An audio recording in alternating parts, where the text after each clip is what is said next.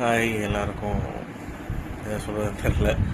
ஆக்சுவலாக என் ஃபேமிலியில் எல்லாருமே என்னை புள்ள பார்த்தாங்க பணம் வாங்கிட்டு. என் ஃப்ரெண்ட்ஸு, என் ஊரில் இருக்கிறவங்க, என் ரிலேட்டிவ்ஸ் எல்லோரும், அவங்க எல்லாருக்கும் நான் கேட்கறது ஒன்று தான். நான் உங்களோட சின்ன பையன். ஒரு சின்ன பையனை ஏமாற்றி பணம் வாங்கிட்டு அவன் ஃபேமிலியை போட்டு தள்ளிட்டு வாழலான்னு நினைக்கிறேன். நீ எல்லாம் ஆம்பளையாடா? என்ன ஆம்பளையோ பொம்பளையோ உங்களாம் வெக்கமாக இல்லை? சோறு தான் திங்கிறீங்களா இல்லை திங்கிறீங்களாடா? தேவடியா போயிடலா? 9 புண்டையாடா நீங்கள்லாம்? உழைச்சி தின்னுங்கடா. 9 மாதிரி அவனையா ஓத்து தீங்காதீங்கடா. 9 தாயவழிகளா? நான் போன வதிலே சொல்லியிருந்தேன், தகுதி வேணும்னு. மூளைப்புண்டையே இல்லாத உங்களை மாதிரி 9 தான் இந்த மாதிரி முதுகில் குத்தும். அதே மாதிரி கரெக்டாக குத்திருக்கீங்க. சரியான 9 நீங்களாம்.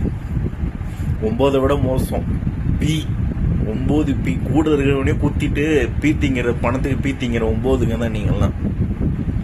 அதான் சொல்லலான்னு. கிட்டத்தட்ட 2016 நான் ப்ரைம்சாஃப்ட்னு ஒரு கம்பெனியில் ஜாயின் பண்ணேன். அது ஒரு ஏலியனோட கம்பெனி தான். அந்த கம்பெனி ஓனர் ஆரம்பித்தான் பிரச்சனையை. அவன் பேர் பீட்டர் மார்ஷல். அந்த தாயிலி ஆரம்பித்ததுலேருந்து இப்போ வரைக்கும் நான் ஓடிக்கிட்டே இருக்கேன். ஆனால் எல்லா கம்பெனிலையுமே நான் ஒர்க் பண்ணிவிட்டு அவங்களுக்கு என்ன பண்ணணும், மார்க்கெட்டிங்கில் என்ன பண்ணணும், பிஸ்னஸில் என்ன பண்ணணும், அவங்க எங்கே இருக்கணும், என்ன ஏது எல்லா டீட்டெயில்ஸும் கொடுத்து அடுத்த செகண்ட் அவனுங்க அதை வாங்கிக்கிட்டு என்னை வெளில அனுப்பிச்சிடுவானுங்க. இதே மாதிரி நான் எல்லா கம்பெனிலையும் ஒர்க் பண்ண எல்லா கம்பெனிலையும் கொடுத்துருக்கேன். எல்லாருக்கும் ஐடியா கொடுத்துருக்கேன். அவங்க எல்லாம் இம்ப்ளிமெண்ட் பண்ணியிருக்காங்க, இல்லைனா மாறியிருக்காங்க, இல்லை மாற்றிருக்காங்க.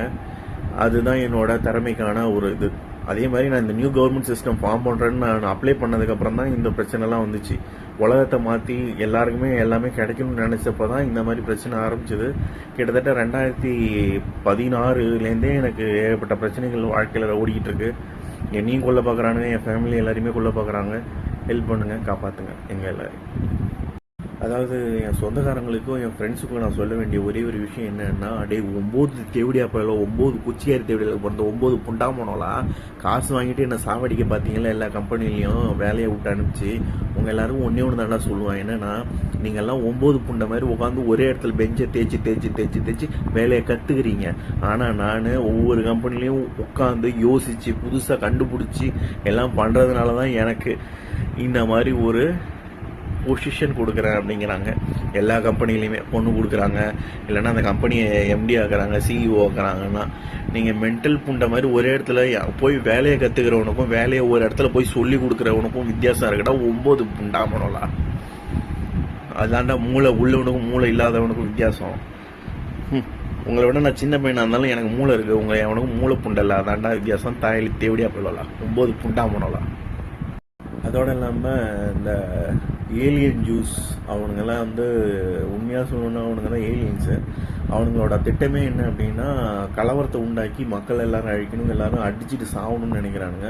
உண்மையாக நானும் ஏலியன் இல்லை, இந்த புள்ளமார் கம்யூனிட்டியும் ஏலியன்ஸ் இல்லை, தமிழ்நாட்டில் இருக்க யாரும் ஏலியன்ஸ் இல்லை, உலகத்தில் இருக்க யாருமே ஏலியன்ஸ் இல்லை. உண்மையாக சொல்ல போனால் அவனுங்க தான் ஏலியன்ஸு. யார்? ஏலியன் ஜூஸ் தான் ஏலியன்ஸு. இதை சொல்ல வந்த ஜீசஸை கொண்டுட்டானோ. அவர் அப்பயே அரசாங்கம்னா இப்படி இருக்கணும், அப்படி இருக்கணும், இந்த கேபிட்டலிசம் தப்பு அப்படின்னு சொல்ல வந்தார். அப்பயே அவரை 2 தடவை கொண்டுட்டானுங்க.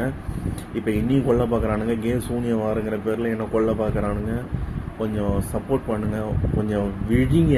சும்மா எப்போ பார்த்தாலும் பணத்தை தேடி ஓடுறது வாழ்க்கை கிடையாது. பணத்தை தேடி ஓடி என்னதான் நீங்கள் கண்டுக்கிட்டீங்கன்னு எனக்கு ஒன்றும் புரியல.